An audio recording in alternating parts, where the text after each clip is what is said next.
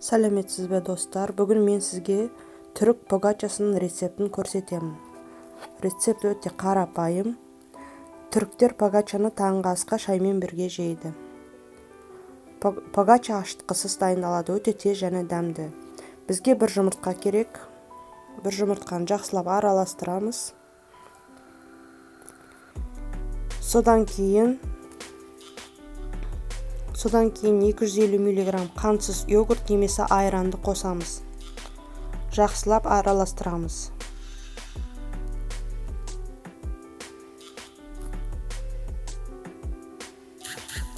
Екінші жұмыртқаның тек ақ уызын қолданамыз. Сарысын кейін погачаларды майлау үшін қолданамыз.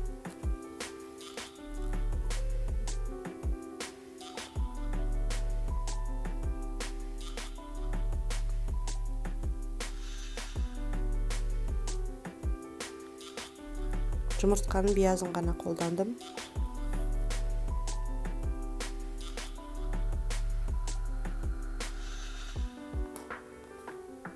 Содан кейін 100 мг күнбағыс майын қосыңыз. Жақсылап араластырып аламыз. Маған қамырмен тағам дайындаған ұнайды. Қамыр үйлеу жүйке жүйесін тыныштандырады. Содан кейін 1 шай қасық тұз қосыңыз.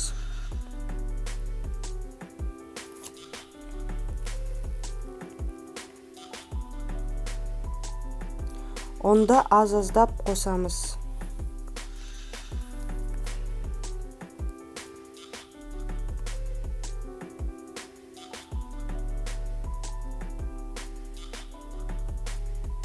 Бізге шамамен 3,5 немесе 4 стакан ұн қажет болады.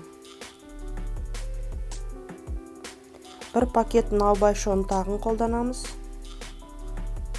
Одан sonra жұмсақ қамыр илеңіз.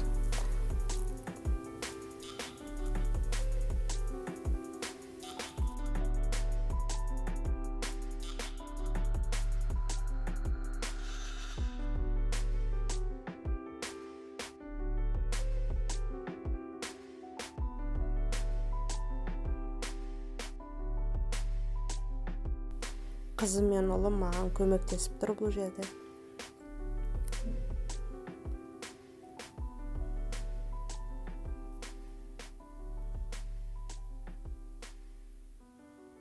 Қамырды жақсылап 10-15 минут илеп аламыз. Одан sonra 15 минутқа қамырды қалдырамыз. 15 минут демалсын.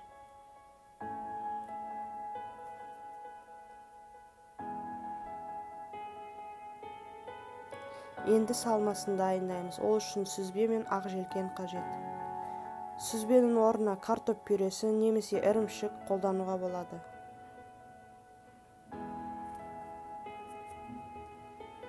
Ақ желкенді майдалап тураңыз.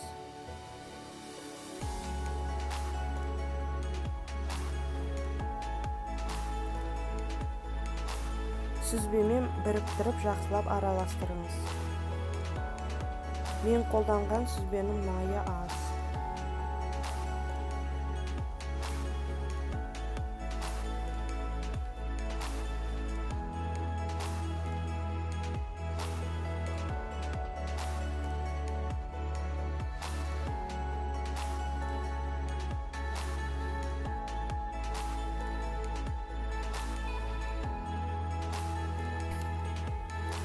Қамырды 12 бөлікке кесіңіз.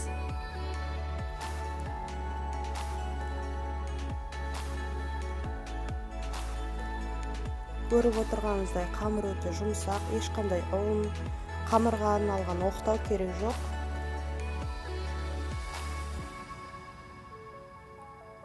Домалатып аламыз.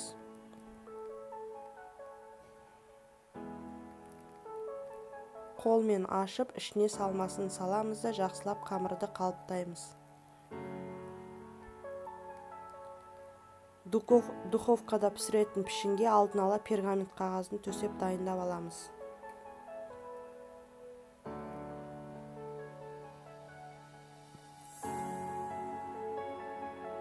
Сөйтіп әр қамырмен солай толтырамыз.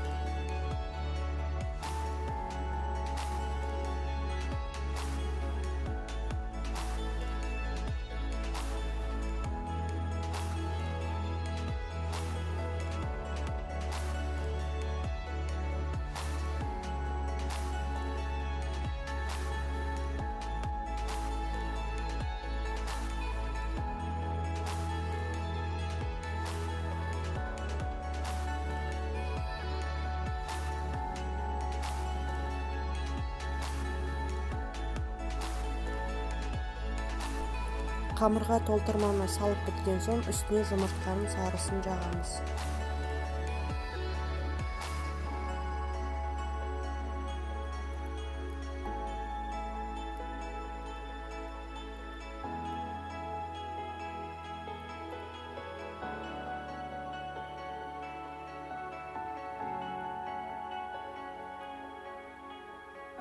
Бұл асты таңертең дайындасаңыз да болады, кешке де дайындасаңыз болады. Өте тез, жылдам. Соңында күнжіт тұқымын себеміз. Погачаларды алдын ала ысытылған пеште 160-170 дәрежеде үсті және асты қызарғанша пісіреміз. Менің каналыма жазылуды және лайк басуды ұмытпаңыздар. Назарларыңызға рахмет, достар.